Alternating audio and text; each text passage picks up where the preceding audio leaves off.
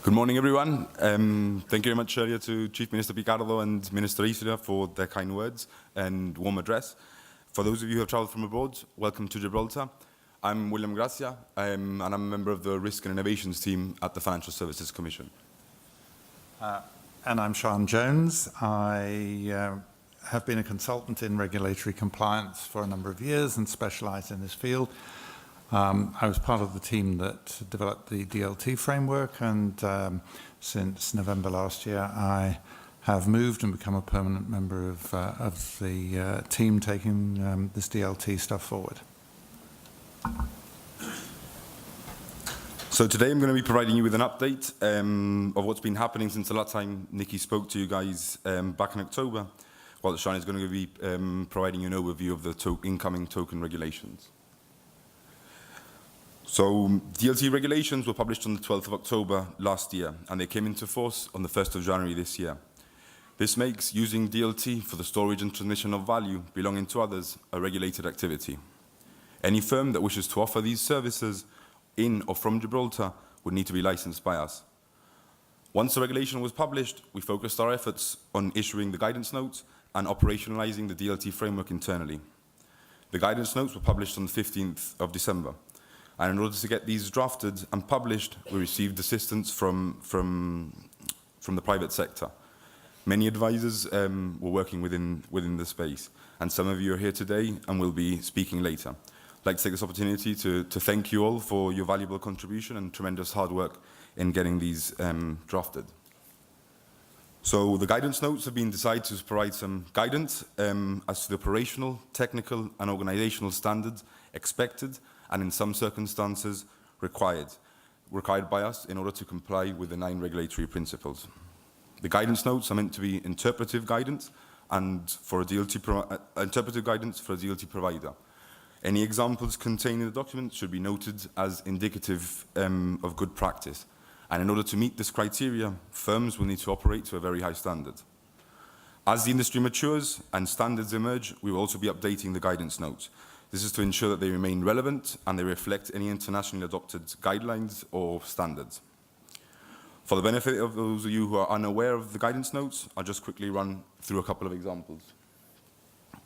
So we take the first one, for example, the firm will need to ensure that the people running the business meet our fit and proper standards. They've got the appropriate skills, care, experience to drive the business. Look at number 4, for example, risk management. The firm needs to ensure that they've got good forward-looking risk management practices, ensure they've got systems, controls that are fit for purpose. 6, good and effective corporate governance arrangements. We'll be looking at the board structure, board composition, ensure there's a good balance and mix of skills, experience to complement the business. And we'll also be looking at the application of the 4 Eyes principle and minded management from Gibraltar. We'll also be looking at the ongoing and proactive security assessments the firm conducts, and also we'll be looking at how they keep up to date with any new threats and potential vulnerabilities that might affect their firm. The onus will be on firms to evidence and demonstrate their continuing ability to meet these 9 regulatory principles. It's imperative that we at the GFSC and the firm maintain good relationship and open lines of communication. This is to ensure that any potential issues are identified at an early stage and also dealt with in an effective manner. We encourage this engagement and cooperation, and this should start as early as possible throughout the licensing process. Just quickly run through the authorizations process. The authorizations process has been split up into 3 stages. So we've got the pre-engagement, the initial application stage, and then the full application stage. In order to promote and encourage this relationship, we're inviting firms together with their legal and or technical advisors to contact us and begin the pre-engagement meeting as soon as possible. This will help us and help all of us, and it will allow us to provide some guidance on the applications process, the authorizations process, and the licensing. But more importantly, it will also allow us to determine whether or not the firm falls within the scope of the DLT framework, or whether they might need to be authorized under another financial services legislation. We'll also want to ensure there are no showstoppers when it comes to the full application stage. So once it's established that the firm falls within the DLT framework, we'll then progress to the initial application stage. This stage will allow us to make an assessment of the inherent risks and complexity associated with the business model, products and/or services the firm wish to offer. Given the varied nature of what a DLT provider could be or the service they could provide, this stage is vital. Once you're ready to start the process, we'll issue you with credentials where you'll be able to access the cloud and download the form. This form has been designed to capture the information we need in order to make an assessment of the inherent risks and complexity. And it's therefore very important when drafting your responses, you provide us with the information we need on the business model, products and services for which you're seeking licensing at this stage. And it's not only the what, but the how. So for example, if you're a firm offering fiat to crypto exchange and wallet services, give us details on the customer interaction, how the transactions are executed. Do you hold fiat? How does the firm ensure liquidity for the customers? Are they trading on own account or own stock? Are they a market maker? Does the firm hold private keys? Are there pooled accounts, etc.? It's important for you to provide us with all these details regarding the products and services, not only to ensure that we make an accurate categorization, but also to ensure that we can meet our service level standard of 2 weeks. The more accurate information, the quicker it is for us to turn around. After the 2 weeks, a member of the DLT team will get back to you, provide you with the reasons for the categorization, and in some instances, some guidance on the types of things we'd expect or be looking at when it comes to the full application stage. As part of the full application stage, we'll be requiring firms, including the main principals of the firm and those driving the business, to come into our offices and present to members of the Risk and Innovations team and senior members of the GFSC, including our CEO. This will allow us to interact with the firm, with those driving the business and those on the ground, but it will also allow the firm to better explain their business and their value proposition. And also they may want to address some of the issues that were raised at categorization letter. But more importantly, it's also an opportunity for firms to evidence and demonstrate to us how they'll be meeting the 9 regulatory outcomes, and in order to protect consumers and the reputation of Gibraltar. So now we continue to process applications, and we'll continue to work with advisors and meeting potential applicants. We've also built up resources within the team and some technical expertise as well. And a number of the DLT team will be amongst us here today and tomorrow. So make sure you can grab them if you want to have a little chat. Again, this additional resource is valuable as it ensures that we continue to meet our service level standards, but also ensure that we continue to be an accessible regulator. So now I'll hand over to Sian, who's going to go through the upcoming token regulations.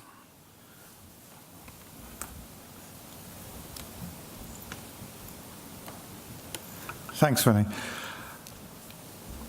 So the DLT framework is already in existence. Those regulations are here and now. They came into force at the beginning of January, and we're well underway with the first batch of applications and on schedule. But we have another piece of legislation that that goes beyond the original DLT framework. So that original framework does not in itself cover token sales, public token offerings. There could be some situations where some firms may fall into scope of the DLT regulations the moment that tokens with certain characteristics are issued. But in and of itself, the DLT framework does not and is not intended to cover ICOs. Now, we issued a public statement in September last year, really an advisory to the public on what ICOs were, where some of the main risks lay. And this was followed up by a press release issued earlier this month jointly by government and the GFSC, announcing that there had been a discussion document that had been issued to the Finance Centre Council. That's a representative body of all the professional stakeholders here in Gibraltar, and feedback had been received to some ideas around token regulations. And it was at that time that government announced that we were charged with preparing, drafting that legislation. So this new piece of token regulation is going to cover three things. It's going to cover the primary market promotion, sale and distribution of tokens. It's going to cover the secondary market conduct, and finally, and I've put it in italics, investment advice. Investments have very specific meaning in financial services, and tokens generally fall outside of that accepted definition. And in effect, we're going to be expanding the concepts of regulated financial advice to cover tokens.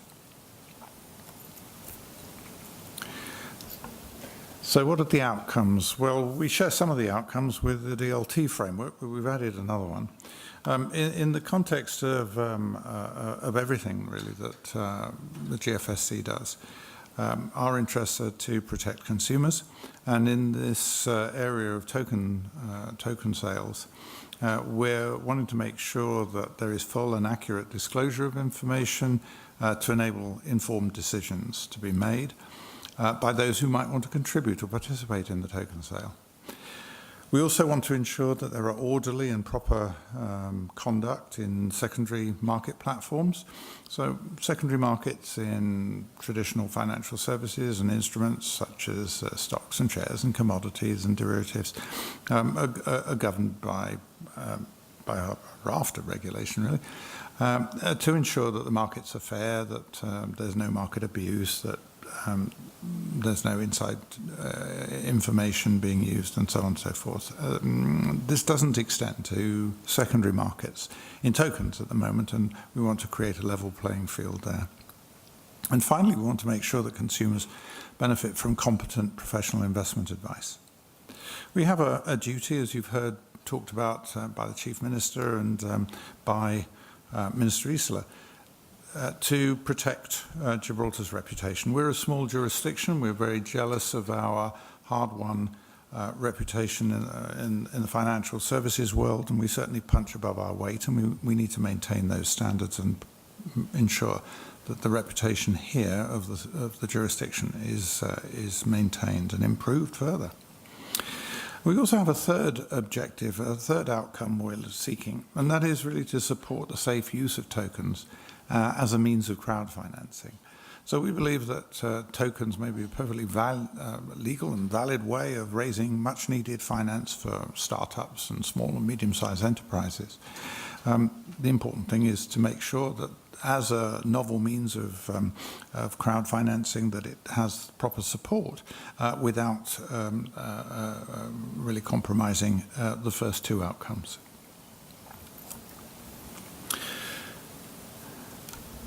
So the first leg is going to cover promotion, sale and distribution. So effectively the public offerings of securities tokens, they are still securities and they are not intended to therefore be covered by this new piece of legislation. There's already legislation, adequate legislation covering securities. And we're not looking to expand the interpretation of what a security is. Unlike the US, in the European context, in the EU here, we have very clear definitions of what a security is. And we're not looking to try and tweak or adjust those existing definitions to bring some kinds of tokens into that space. Either it's a security or it's not a security in traditional sense. If it is, there's securities legislation, and if it isn't, well, at the moment it's unregulated. And it's intended that this falls into this new piece of token regulation. And we're also not trying to define token categories, in other words, whether something is a securities token or whether it is a utility token or whether it's some other kind of token. These things will change and continue to change. They've already been changing and they continue to change over time, and we don't think that that will make an awful lot of difference. We're talking about tokens that aren't securities, and we're not equally too fussed about whether it's pre or post functional. Again, where that dividing line comes will change over time. There'll be more mature products over time, and so it really doesn't matter how that is defined. We've got this all-encompassing piece of token regulation on the way, and that will cover simply tokens that are not securities and that are not gifts or donations. And those edge cases are the minority in reality today. So it will, of course, include things that people talk about as being utility or access tokens and the like, but it will exclude decentralized virtual currencies and also central bank issued digital currencies. Although it will not exclude hybrid coins. So if you have a token that is both works as a virtual currency and has some other functional use, then it will be caught by this regulation. So within the token, within the promotion, sale, and distribution of tokens leg of this set of regulations, there'll be provisions for some disclosure rules. These will not be as onerous as prospectus legislation, but they will be there to ensure that participants are given sufficient information to enable them to make informed decisions. There will be a set of financial crime provisions, in other words, covering anti-money laundering and the countering of financing of terrorism. And there will be a requirement for tokens that are promoted, sold, or distributed here to have an authorized sponsor. That's a sponsor authorized by the GFSC, and that will be a new license category that doesn't currently exist but will be introduced by this set of regulation. And there'll be a final element, which is that authorized sponsors will be required to set up codes of practice. They may have one or several that they apply to the token sales that they sponsor.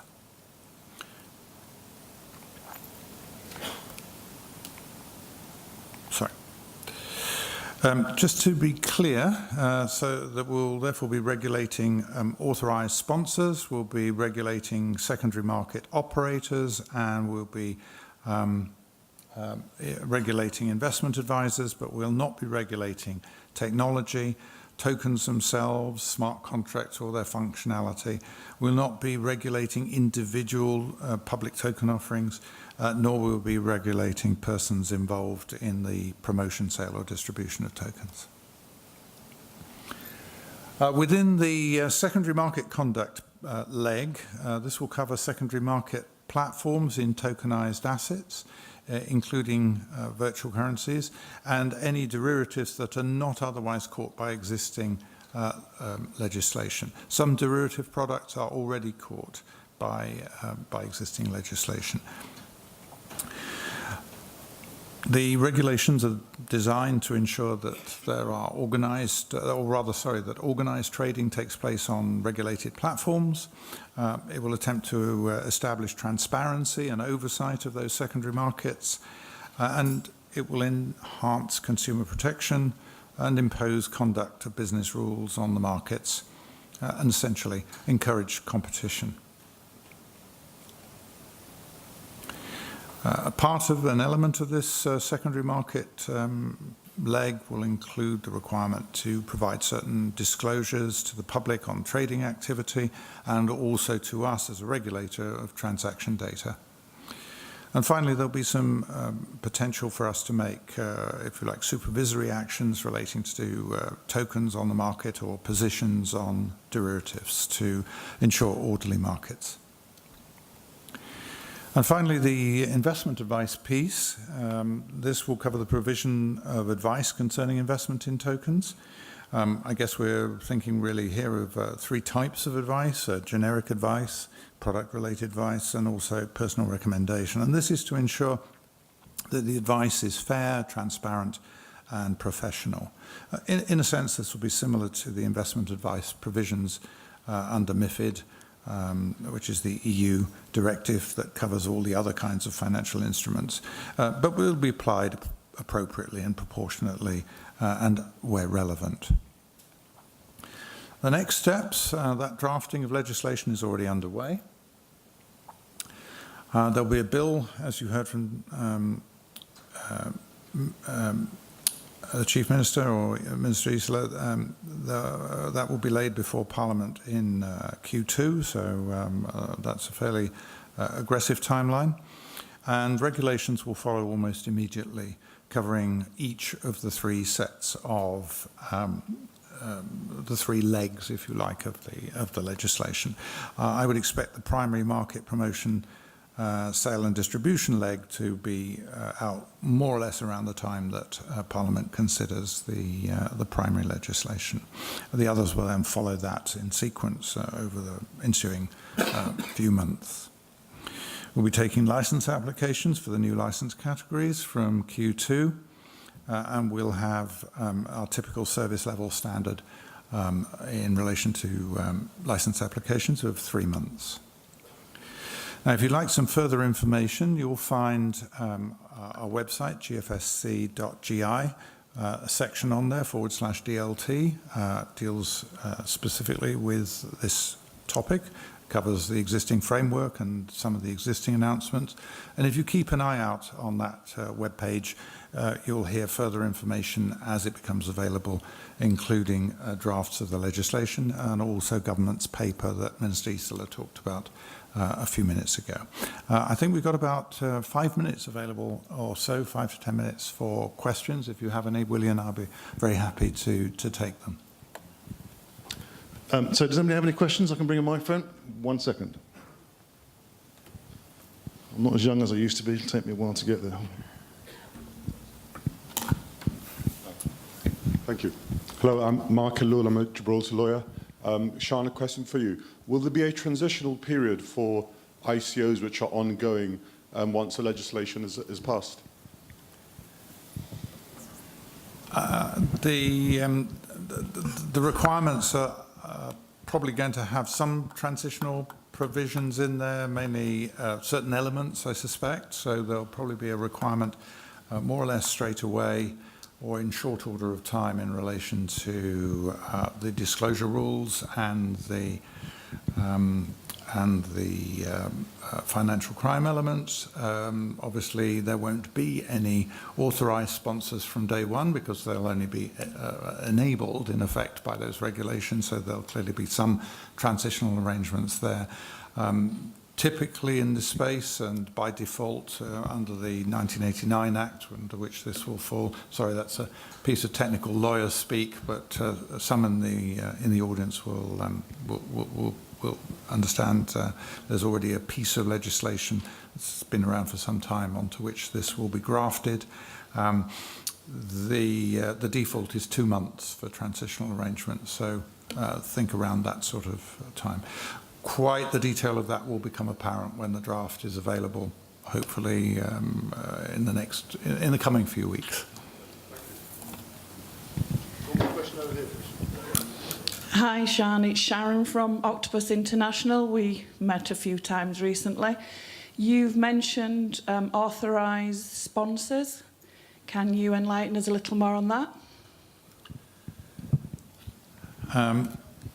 So the responsibilities of authorised sponsors will be to assure to us as the regulator that the disclosure rules and the financial crime provisions have been met.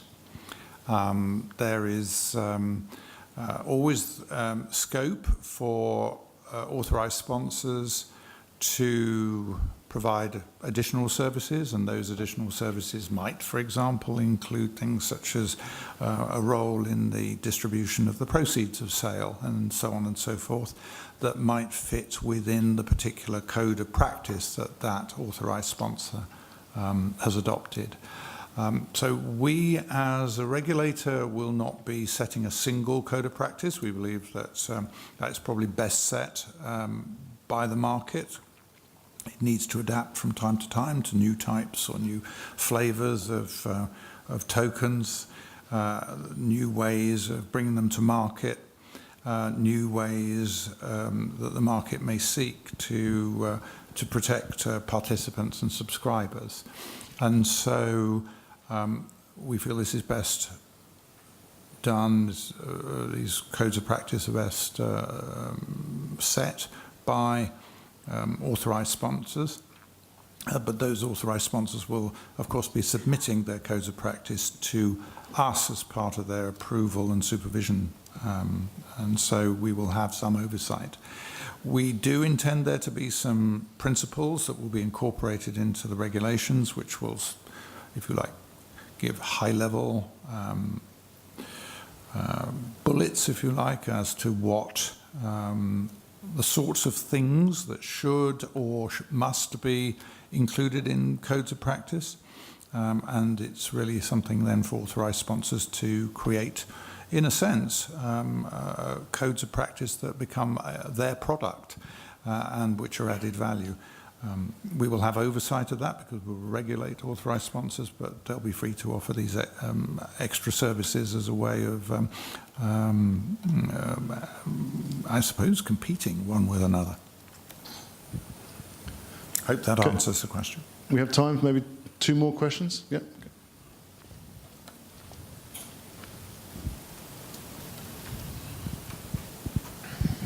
Hi, I'm Martin, a founder of Gnosis. As someone, well, deep into the technology and writing smart contracts, I'm wondering whether, or such an authorized sponsor that can be effectively something like a whitelist.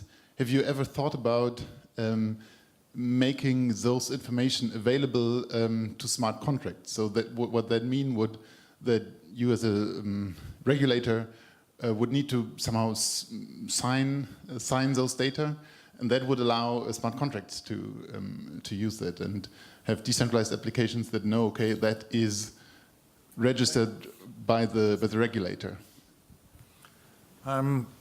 We don't think that it's the role of the regulator to approve any individual token offering. I think I made a point in an earlier slide that we won't be regulating individual token offerings, and so that creates some difficulties for us because that's really outside of our terms of reference. So by creating authorized sponsors who are accountable to us and can afford the time to get closer to individual organizers of token sales and understand the ins and outs of each particular case, they can do that work. Now, fundamentally, there's no reason why an authorized sponsor shouldn't have, if you like, a private mechanism for using blockchain to sign certain information, certain disclosures. That's certainly fine, and we would probably, subject to the detail, we would certainly consider that. So there is scope for that kind of mechanism, but it wouldn't be one that we, the regulator, would take, but rather those that we authorize may take. There's a product idea for you, or for all of you. Thank you, Willie, and thank you, Sian. It's Ashish. As a chartered MCSI, my question is, what constitutes investment advice? Do you want to take that? As you raised it.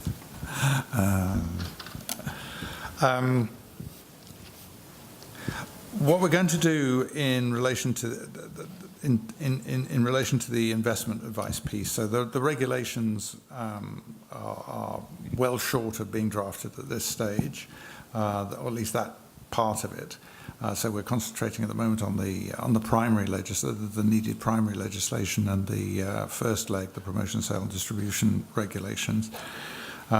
So I genuinely don't have any detail, but I think what you could take away from today is that we will be modelling it, what constitutes investment advice around what is applicable under MiFID, so under the Markets in Financial Instruments Directive.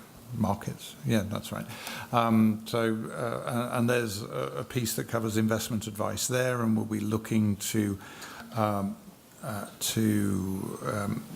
mirror that in relation to tokens, so far as is appropriate and proportionate and relevant. So maybe not all of it is relevant, but some of it will be, and we'll be making equivalents. That's, I think, what we're trying to do. We're trying to create a scenario where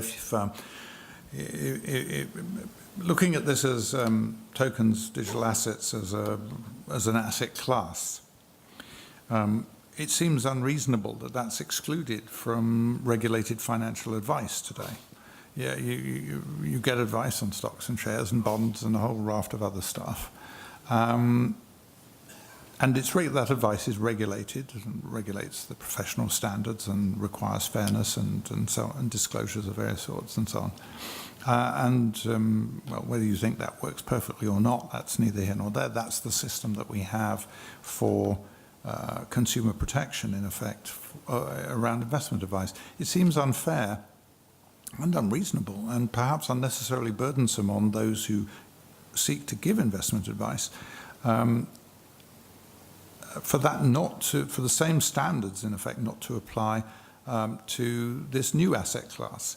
And so what we're seeking to do is make that level. So I think you could look at if you want to get a feel, you could look at MiFID and get some sort of sense of what might apply to tokens. Obviously, that will become clearer over time as we issue drafts of the legislation. Sian, William, I'd like to thank you very much for giving as definitive an answer as you can and for treading the regulatory tightrope as well as you have. Thank you very much.